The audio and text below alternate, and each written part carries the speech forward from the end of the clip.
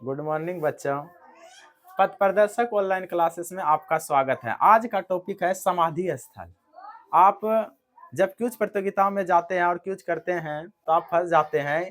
आप उसका शानदार ट्रिक से याद नहीं कर रहे हैं, इसलिए आप फंस जाते हैं। आप गलती आंसर मार के आ जाते हैं घर। तो और मैं आज समाधि स्थल का इसलिए टॉपिक लेकर आया हूँ क्योंकि ये बार बार पूछे जाते हैं। और समाधि स्थल है पहले क्या? समाधि स्थल किसको कहते हैं? तो समाधि स्थल जब किसी व्यक्ति का निधन हो जाता है तो उसके याद में बनाई जाती है जो प्रतिमा, जो मूर्ति उसकी याद में बनाई जाती है भूमि पर, उसे हम समाधि स्थल कहते हैं। तो समाधि स्थल को याद करने के लिए मैं शानदार ट्रिक बनाया हूँ और मैं आपको यह कह सकता हूँ कि आप वह ट्रिक सुनेंगे तो आप भूल नहीं पाएंगे। तो बच्चों, आज का टॉपिक है समाधि स्थल। चलते हैं कि महात्मा गांधी का समाधि स्थल कहाँ है। तो महात्मा गांधी से आप यह जान सकते हैं कि महात्मा गांधी का जब समय था तो वह उस समय भी पूरे भारत पर एक तरह से राज करते थे, लोगों के मनों में राज करते थे। जो वह कह देते थे उसकी राह पर लोग चलना प्रारंभ कर देते थे। तो यानी कि वह लोगों के मनों पर राज करते थे। और आज का भी युग ऐसा है कि आप सब यह मानते हैं कि जिसके पास जितना पैसा है वो ही राज करता है। तो इस तरह से आप पैसा पे भी महात्मा गांधी का फोटो है, तो आप इस तरह से मान सकते हैं आज भी महात्मा गांधी का राज है। तो महात्मा गांधी के अपने युगों में भी राज था और आज भी है। तो आप मान सकते हैं महात्मा गांधी का समाधि स्थल कहाँ है? राज है तो राजघाट। तो याद रख सकते हैं महात्मा गांधी का समाधि स्थल राजघाट, क्योंकि उसका राज है। अब आता है पंडित जवाहरलाल नेहरू। पंडित जवाहरलाल नेहरू का समाधि स्थल कहाँ है?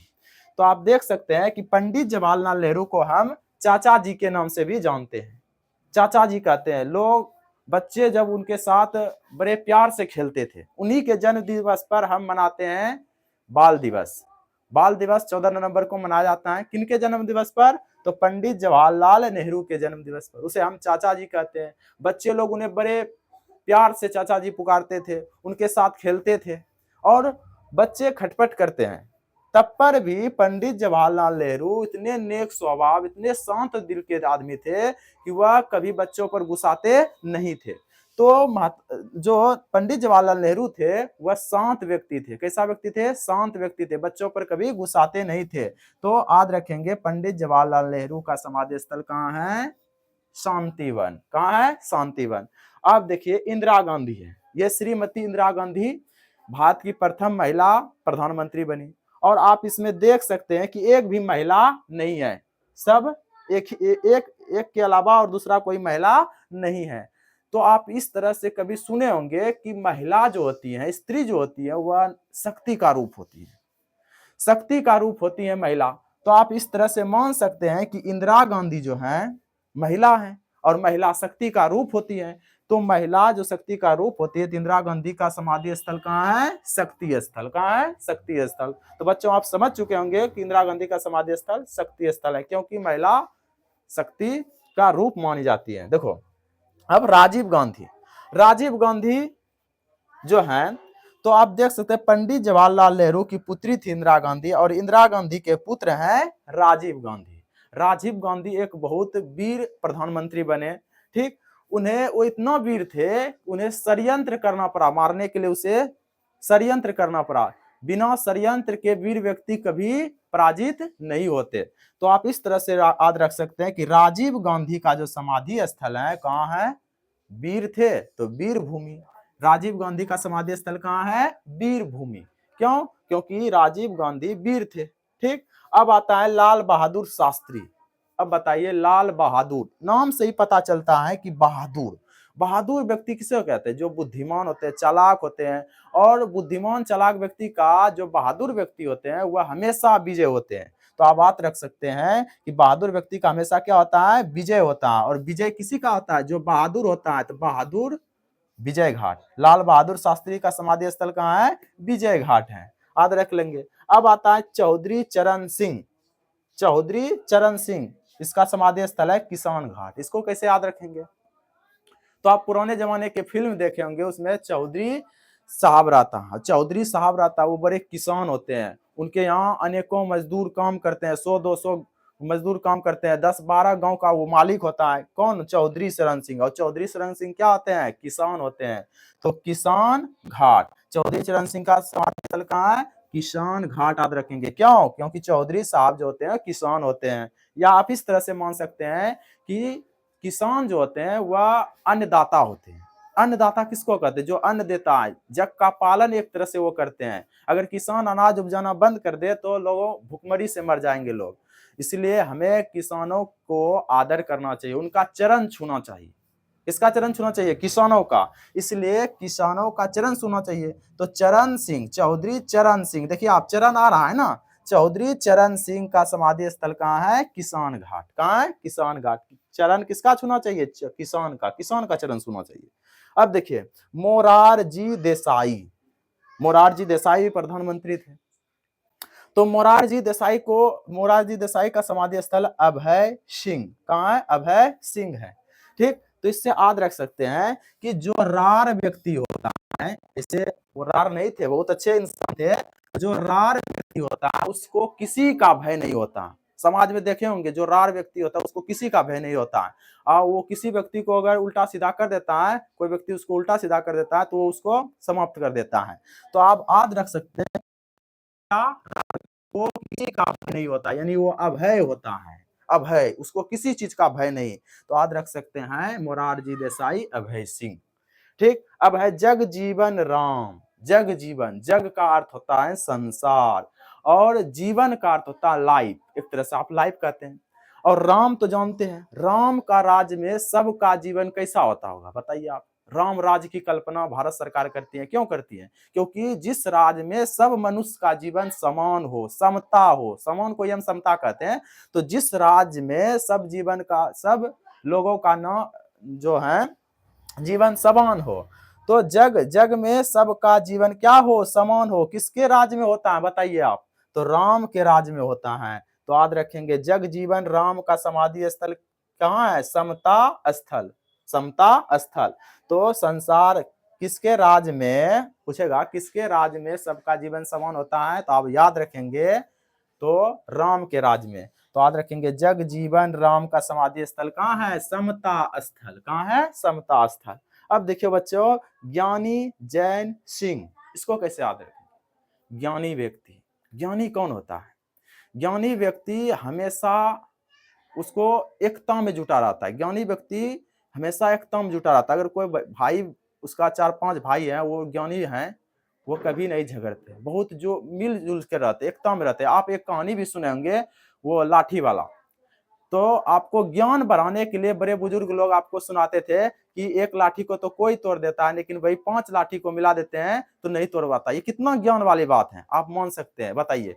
तो ज्ञानी जो होती है तो एकता में बल है। इससे क्या समझाना चाहते थे वो बड़े बुजुर्ग लोग? हमें यह समझाना चाहते हैं कि बच्चों देखो, यह ज्ञान को अर्जित करो कि एकता में ही बल है। जो एकता, जो ज्ञानी होता है उस इस चीज को मानता है।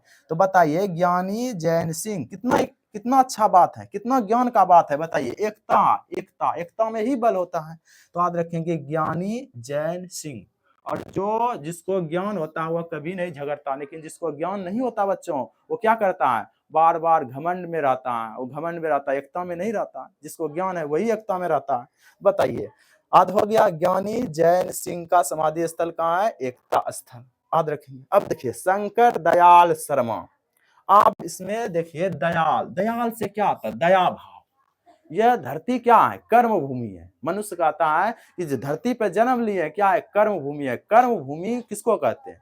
जहां हम जीते हैं, इस धरती पे जीते हैं। और कर्म कैसा होना चाहिए? हमेशा दया भाव होना चाहिए। मनुष्य के जीवन में कैसा होना चाहिए? दया भाव होना चाहिए, दया करना चाहिए। हमें सभी लोगों के साथ दयालु भाव व्यवहार रखना चाहिए।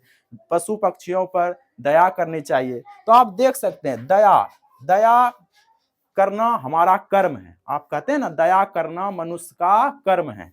तो देखिए कितना अच्छा बात है, कर्म भूमि। तो इसमें याद रखेंगे कि शंकर शर्मा का जन्म स्थल कहाँ है? कर्म भूमि। शंकर दयाल शर्मा का जन्म स्थल कहाँ है?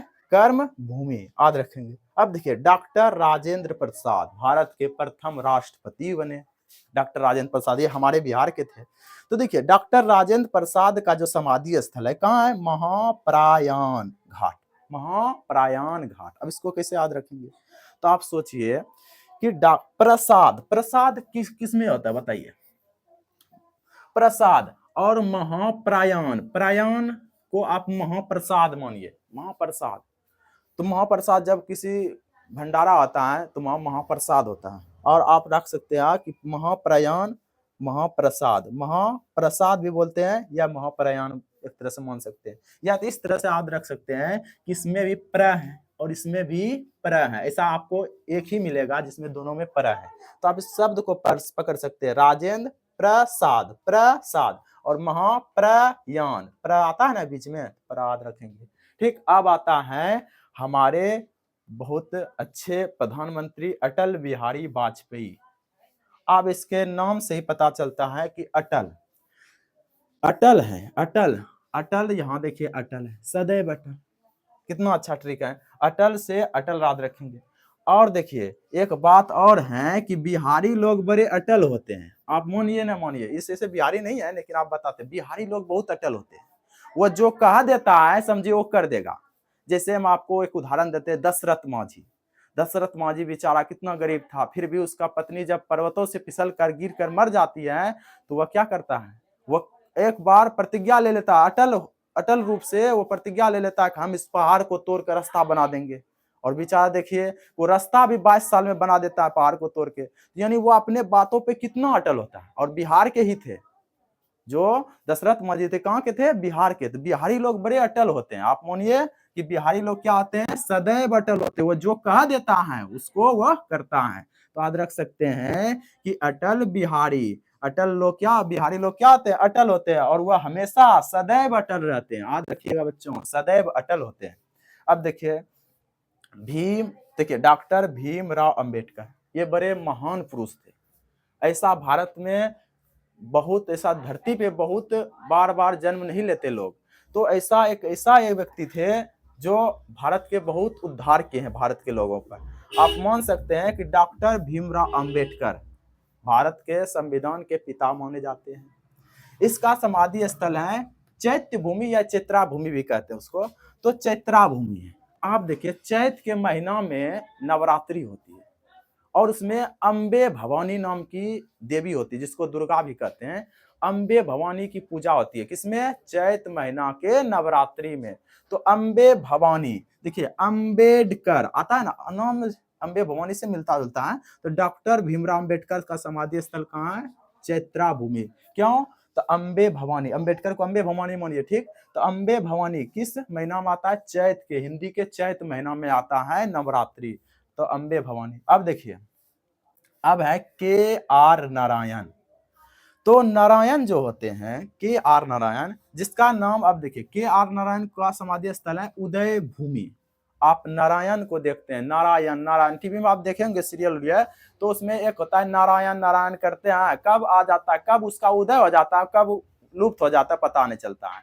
तो अचानक वो आ जाता है बजाते हुए नारायण नारायण करता है और आ जाता है, और उदय हुआ, आना मतलब उदय हो गया, निकल जाता है एकदम हठा से प्रकट हो जाता है, उदय हो जाता है, ठीक। तो आप याद रख सकते हैं नारायण क्या होता है, हमेशा उदय हो जाता है। तो उदय भूमि क्या होता है, भूमि पे उदय होता है ना, तो उदय भूमि याद रखेंगे बच्चों, याद रह जाएगा। के आर नारायण का समाधि स्थल कहाँ है, उदय भूमि। अब देखिए गुलजारी लाल नंदा, देखियो आप इसमें देखिए शब्द को पकड़िए, गुल को मान लीजिए गुलाब, क्या मानेंगे, गुलाब, ठीक। और लाल को मान लीजिए लाल, गुलाब कैसा होता है, लाल होता है। और गुलाब जो होता है, गुलाब लाल फूल जो होता है उसको किसके चरणों में अर्पित करते हैं, साक्षात नारायण के चरणों में अर्पित करते हैं। तो आप याद रख सकते हैं कि गुलाब फूल जो होती है, जो लाल रंग की होती है, उसको किसके चरणों में अर्पण करते हैं, नारायण के चरणों में। किसके चरणों में, नारायण के चरणों में अर्पण करते हैं। तो गुलजारी लाल नंदा का समाधि स्थल कहाँ है, तो बच्चों बताएंगे आप नारायण घाट, कहाँ बताएंगे, नारायण घाट। और नंदा कृष्ण भगवान को ही कहा जाता है। इस तरह से याद रख सकते, कृष्ण भगवान को कहते हैं और कृष्ण भगवान नारायण के भी अवतार है। आप इस तरह से याद रख सकते हैं बच्चों। तो मैं आशा नहीं, आपको यह विश्वास के साथ कह सकता हूँ कि आपको याद हो गया होगा। आप इसे एक बार रिपीट कर लेंगे और आप भूलेंगे कभी नहीं। तो ऐसे ही वीडियो देखने के लिए आप हमारे साथ बने रहे। मैं इसकी बहुत बहुत बधाई देता हूं कि आपने हमें समय दिया, और आप जरूर कमेंट में बताएंगे हम किस टॉपिक पर नया वीडियो बनाएंगे जिससे आपको सुविधा महसूस हो। धन्यवाद।